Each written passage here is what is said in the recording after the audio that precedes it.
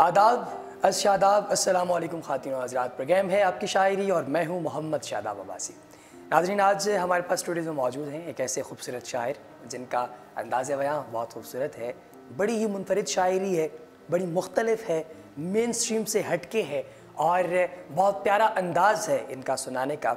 माहौल के मुताबिक चीज़ें जिस तरह ढलती हैं उनके ऊपर अपनी एक गहरी निगाह रखते हैं, बहुत अच्छे तरीके से ऑब्ज़र्व करते हैं और फिर उन चीज़ों को अल्फाज में ढालने की सलाहियत रखते हैं। इनका एक खूबसूरत तारुफ़ी शेर आप अहबाब के गोश गुजार किए देते हैं। आप लिखते हैं, मैं कारोबार भी कर लूँ मगर बताओ ज़रा, मैं कारोबार भी कर लूँ मगर बताओ ज़रा, जो बेचते हो मुझे वो कभी ख़रीदा भी। और एक और अच्छा शेर जो आप तमाम अहबाब के गोश गुजार के बाद, एहसास पे पहुँची तो उसे मात हुई, बात एहसास पे पहुँची तो उसे मात हुई, वरना सोचें तो हमारी भी खुदा जैसी थी। जनाब फवाद अहमद खोखर साहब, अस्सलाम वालेकुम। वालेकुम सलाम। सर, बहुत अच्छा अंदाज़े बयां है, बहुत प्यारा है और इतने अच्छे अशार आप लिखते हैं, मगर इस चीज़ का अमूमन मुख्तलिफ अहबाब जो आपको जानते हैं वो इजहार भी करते हैं, कई लोगों को इस चीज़ से इख्तलाफ भी है। क्या आप इन चीज़ों को अपने तक या अपने मखसूस हल्का अहबाब तक इसको महदूद रखते हैं? तो इसकी बुनियादी वजह बताइए। बुनियादी वजह यही थी कि जब लिखना भी शुरू किया था तो सिर्फ अपनी ज़ात तक लिखना शुरू किया था और ऐसा कोई बैकग्राउंड भी नहीं था जहाँ पे जिसे आप अदबी बैकग्राउंड कह सकें, कोई मुशायरों में या शायरों से मिलना मिलाना नहीं था। और बहुत अरसे तक तो मैंने अपनी शायरी को एज शायरी ख़ुद भी एक्नॉलेज नहीं किया था। मुझे यही लगता था कि बस मेरा कैथारसिस के लिए दिस इज़ इनफ, और वज़न है या नहीं है या क्या, I never got into that. और उसके बाद फिर जब चंद दोस्तों से शेयर करना शुरू की और फिर दोस्तों से होते होते कुछ शायर दोस्तों तक पहुंची, तो दैट्स व्हेन आई एक्नॉलेज के अच्छा इसको शायरी कह सकते हैं। और दूसरा, चूँकि मैं शुरू से ख़ुद भी फितरतन भी इंट्रोवर्ट हूँ, ज़्यादा महफिल में जाना, ज़्यादा लोगों से मिलना मिलाना वो मुझे कोई इतना ख़ास पसंद नहीं। उसकी बजाय ऐसे चंद दोस्तों से मिलना ज़्यादा मुझे बेहतर लगता है जिनसे मैं चीज़ें रिलेट कर सकूं, जो मुझे समझते हों और या मैं उनकी बात समझता हूं।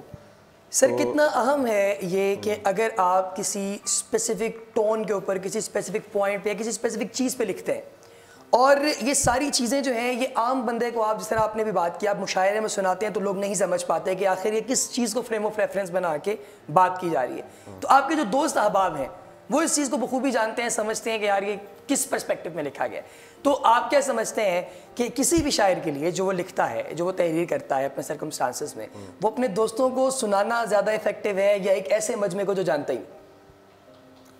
Well, it's up to every person, कोई हार्ड एंड फास्ट रूल्स नहीं है। लिखने पे भी डिपेंड करता है। अगर आपकी शायरी अगर ऐसी क्राफ्ट है जो कि बहुत सारे लोग उसको समझ सकते हैं और उसको अप्रिशिएट कर सकते हैं तो आपको ज़रूर सुनानी चाहिए। और अगर आपको लगता है कि आप एक मखसूस अंदाज से लिखते हैं तो फिर आपको उसी मखसूस क्राउड को सुनाना चाहिए, ताकि आप बाकी लोगों को क्यों तकलीफ में डालें। सर, आपकी एक बड़ी प्यारी नज़्म है, मुझे अब डर नहीं लगता, जिसका ये उन्वान है। ये बड़ी ज़ुबान ज़दाम हुई, फेसबुक पे बहुत ज़्यादा, ये सोशल मीडिया का आपको पता है दौर है और बड़ी वायरल भी हुई। और सबसे अजीब धचका हमें तब लगा जब हमने ये जाना कि लोग इसे अपने नाम से प्रिंट करना शुरू करें। हाँ जी, ये हालांकि पहली दफ़ा ये शायद 2008 की बात है जब एक दोस्त जो अखबार में काम करते थे उन्होंने अखबार में छापी थी मेरे नाम से। और उसके बाद फिर मैंने इसको बहुत जगह पे देखा, कभी मोहसिन नकवी के नाम से कहीं किसी जगह पे इसको पोस्ट किया गया था और कई जगह इसको मुख्तलिफ इसके हिस्से करके कई जगह मुकम्मल थी, तो वो फिर एक पब्लिक प्रॉपर्टी के तौर पे बन गई, क्योंकि जिसका जैसे दिल किया उसने इस्तेमाल किया। सर, आप हमें सुनाएंगे ये? बिस्मिल्लाह। ज़रूर सुना देता हूँ जी आपको मैं। मुझे अब डर नहीं लगता जी, ये बिल्कुल इब्तदाई नज़मों से में से है जब मैंने लिखना शुरू किया था। मुझे अब डर नहीं लगता, मुझे अब डर नहीं लगता किसी के दूर जाने से, ताल्लुक़ टूट जाने से, किसी के मान जाने से, किसी के रूठ जाने से मुझे अब डर नहीं लगता। किसी को आज़माने से, किसी के आज़माने से, किसी को याद रखने से, किसी के भूल जाने से मुझे अब डर नहीं लगता। किसी को छोड़ देने से, किसी के छोड़ जाने से, नई शम्मा जलाने से, कोई शम्मा बुझाने से मुझे अब डर नहीं लगता। अकेले मुस्कुराने से, यूं ही आंसू बहाने से, ना इस सारे ज़माने से, हकीकत से फसाने से मुझे अब डर नहीं लगता। किसी की नारसाई से, किसी की पारसाई से, किसी की बेवफाई से, किसी दुख इंतहाई से मुझे अब डर नहीं लगता। ना ही इस पार रहने से, ना ही उस पार जाने से, ना अपनी ज़िंदगानी से, ना एक दिन मौत आने से मुझे अब डर नहीं लगता। वाह वाह वाह वाह, खबरें ठीक से वाह वाह वाह वाह वाह, क्या अच्छा है, यानी आपको अब डर नहीं लग रहा ये आप कह रहे हैं, दुरुस्त बात। अच्छा सर, एक और चीज़ जो हम लोग अमूमन ऑब्जर्व करते हैं हमारे आजकल मुआशरती रवैयों के हवाले से, कि एक वक्त था जब उर्दू शायरी जो है इसके बारे में कहा जाता है कि आब हयात पी रखा है इसने, और इस शायरी को सुनने के लिए लोग दूर दराज से सफ़र करके आते थे मुशायरों में शिरकत के लिए, बड़े बड़े नामों को सुनने के लिए।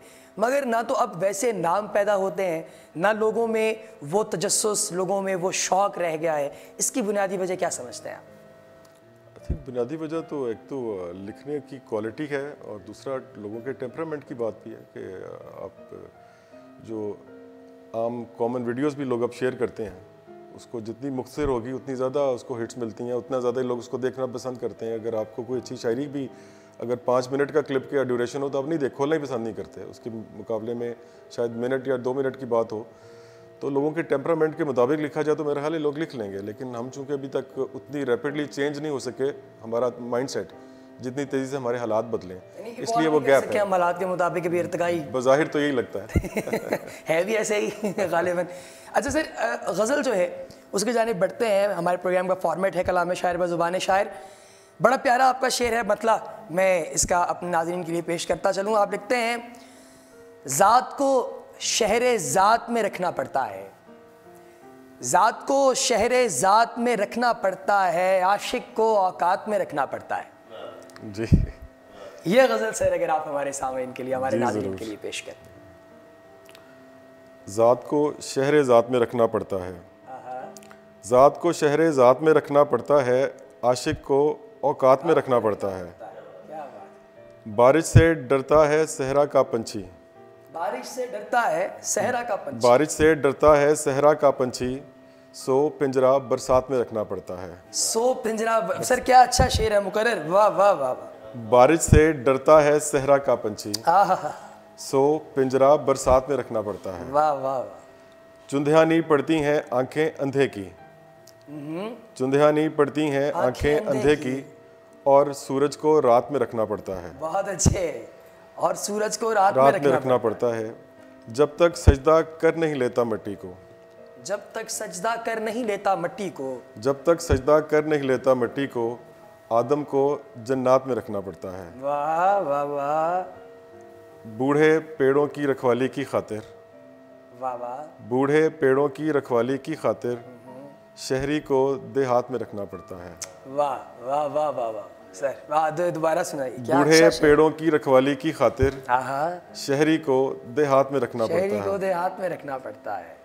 ख्वाहिश है ये फवाद के तू मदहोश रहे, ख्वाहिश है फवाद के तू मदहोश रहे, ख्वाहिश है ये फवाद के तू मदहोश रहे, होश फ़कत जज्बात में रखना पड़ता है।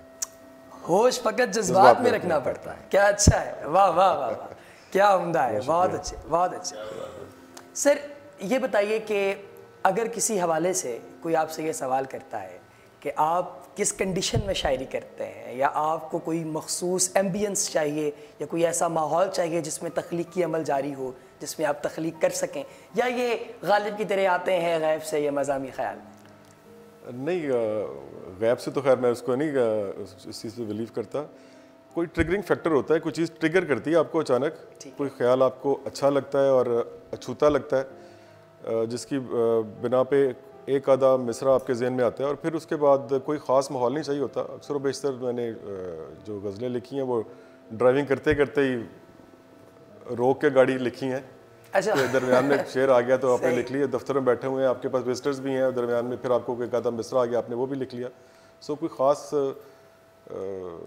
यानी ये ज़रूरी नहीं है कि ज़रूरी नहीं है वो माहौल मिले जिसके अंदर ये सब, लेकिन आपको फ्रीक्वेंटली वो माहौल ज़रूर चाहिए होता है, खामोशी का और ग्रीनरी और जहाँ पे नेचर के पास रहने का। लेकिन शायरी सिर्फ नेचर के पास ही रह के आपको करना मिजाज जरूरी की नहीं है। तब्दीली का भी जिक्र है बुनियादी तौर पे, तो आपके ख्याल में जो इंट्रोवर्ट है या जो शख्स जो ज़्यादा अपने आप के साथ वक्त बिताना पसंद करता है, वो एक ज़्यादा सोशल या ज़्यादा समाजी इंसान से ज़्यादा अच्छा तख्लीक कर सकता है, ऐसा पॉसिबल है, या ये दोबारा आप इसको छोड़ देते हैं लोगों के ऊपर? साइकोलॉजी तो फिर सेम ही होती है ना? हाँ, साइकोलॉजी तो सेम होती है, और अगेन क्राफ्ट की बात है हर इंसान की। कोई चंद लोगों से मिलने के बाद इतना कुछ उनसे हासिल कर लेता है कि जो शायद पूरे क्राउड से ना मिल सके, और कई पूरे क्राउड में रहने के बावजूद भी वो नहीं हासिल कर पाते जो कि शायद चंद लोगों से मिल जाए। So it really varies from person to person. ज़्यादा से ज़्यादा 2 मुशायरे जिनमें आपने शिरकत की है, ये आपने खुद बताया, इसके अलावा आप नहीं जाते, आपको पसंद नहीं है कि आप मुशायरों में जाएं और पढ़ें, इतना अच्छा कलाम होने के बावजूद। हालांकि अमूमन हम ये भी सुनते हैं कि लोगों के पास कोई शेर भी नहीं होता और वो पहुंच जाते हैं मुशायरा पढ़ने। आपका ये जो 2 दफ़ा का एक्सपीरियंस है, ये कैसा रहा? एक आउटसाइडर के तौर पे आप हमें अपना एक्सपीरियंस बताइए। पहला एक्सपीरियंस तो आई वाज क्वाइट कंफ्यूज्ड, और मेरे लिए पहला मौका था ऑडियंस के सामने जाना। और फिर दूसरी चीज़ ये थी कि वो जो बड़े बड़े नाम थे शोरा के, जिनके बारे में हमेशा से ज़हन में था कि शायद ये बहुत पढ़े लिखे और बहुत अजीम लोग हैं, और आपको उन्हीं के साथ बैठना है और उसी के साथ सुनाना है, तो वो एक खासी कन्फ्यूजन थी जिसमें से मैं मुश्किल खबरें सुना पाया। अच्छा, इस तरह भी हम आएंगे। ये जो अमूमन दोस्तों का आपका ही आपके बारे में कमेंट होता है कि आप खबरें अच्छी सुनाते हैं। जिन्हें चुने हैं बाप का, जिनको इजाज़त है कि वो कुछ भी कह सकते हैं। बहुत अच्छे, क्या बात है, सर्कल स्पेसिफिक है। हाँ, बिल्कुल।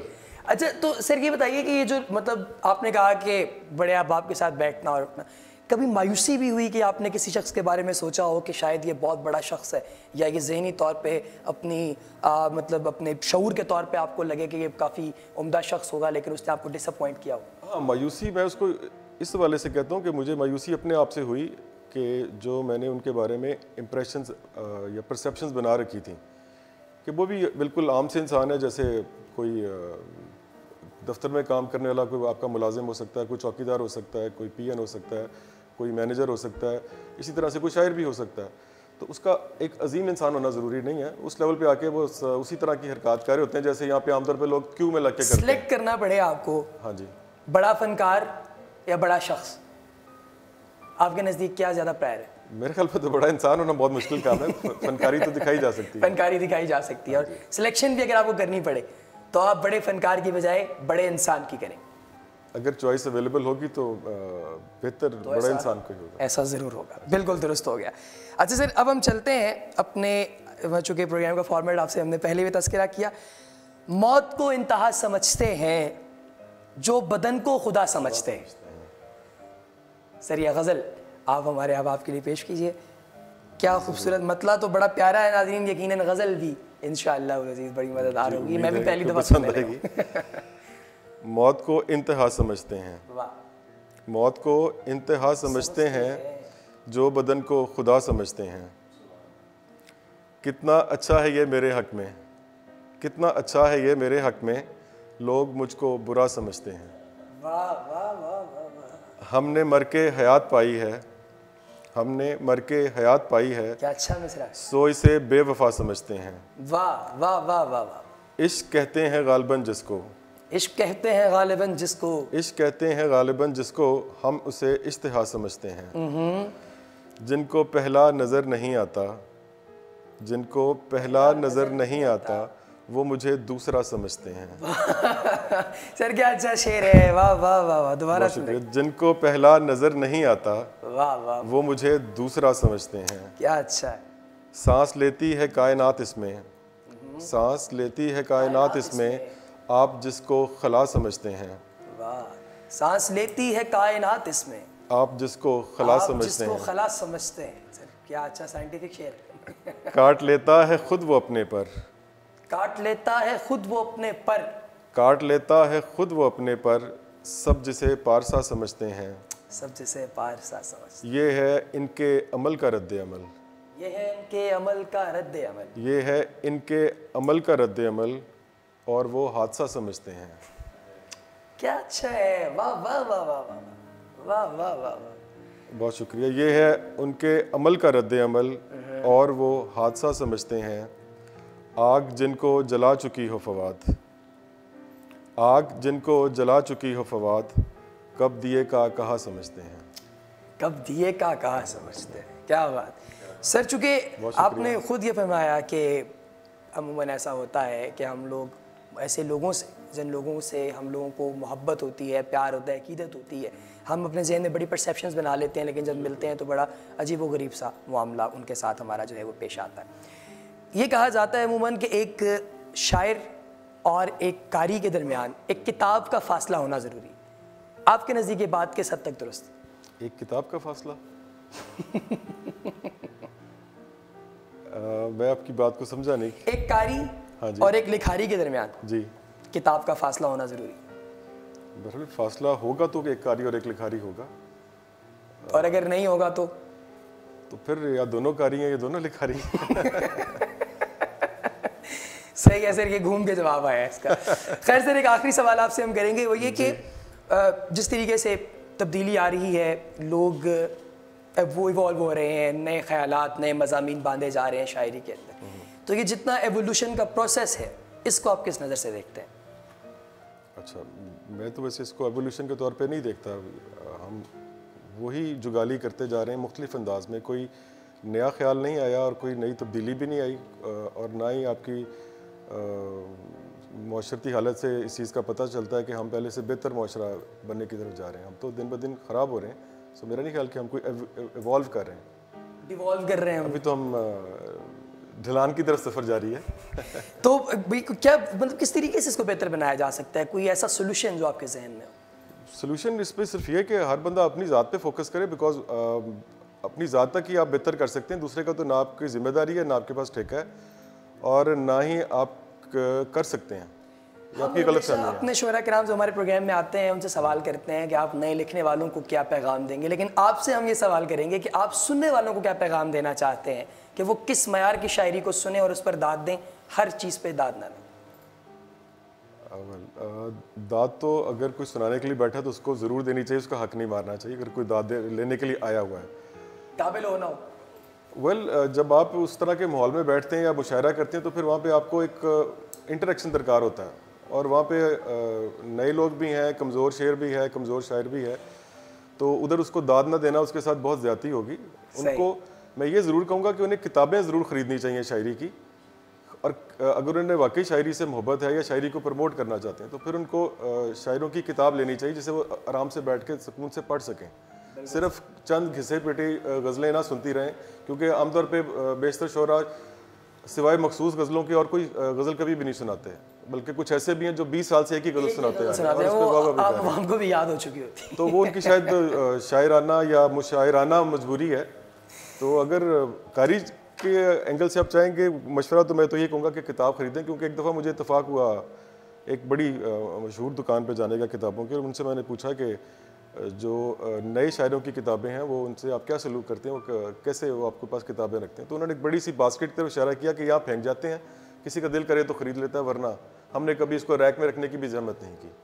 क्या बात। सो असल कहानी ये है तो असल कारी की सिचुएशन ये है बिल्कुल कि वो खरीद के पढ़ने को तैयार नहीं है। वाह वाह करना वो तो एक तमाशबीनी वाला अमल है। बिल्कुल सही सर, बहुत अच्छा लगा आपसे गुफ्तगू करके। यकीनन हमारे तमाम नाजरीन भी इस चीज़ से महजूज हुए होंगे। हमारे साथ मौजूद थे in conversation with Fawad Ahmed Khogar sahab. बहुत प्यारे अंदाज में उन्होंने अपनी शायरी सुनाई, बहुत प्यारी शायरी, बहुत प्यारी गुफ्तगू, बहुत प्यारी बातें।